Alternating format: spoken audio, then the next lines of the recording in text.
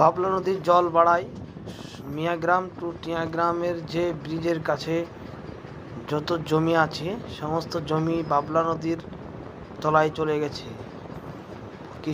কৃষি জমি সব অনাবাদ হয়ে পড়ে আছে এবং জলের তলায় ডুবে গেছে এবং কিছু ঘরও, এদিকে ঘরটা দেখুন কতটা ভয়াবহ বন্যার ফলশ্রুতিতে পুরো এরিয়া ডুবে গেছে, একবার ডুবে দিয়েছে। বাবলা নদীর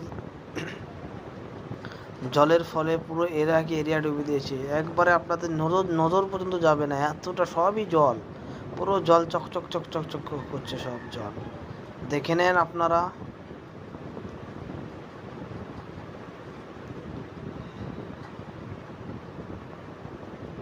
পুরো একদমই জল, সবই জল। অর্ধেক গ্রামও কিছুটা হয়তো নিমেষে ডুবে গিয়েছে। কিছু কৃষি জমি, প্রচুর হারে কৃষি জমি ক্ষতিগ্রস্ত হয়েছে।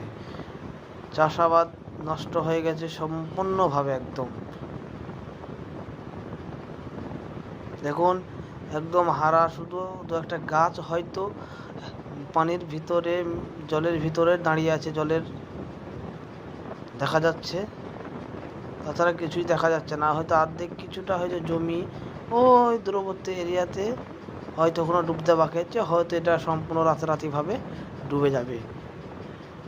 জল তো আকাশ বৃষ্টিতে থামছে না, আকাশ বৃষ্টির ফলশ্রুতিতে ও ডুবে যাচ্ছে।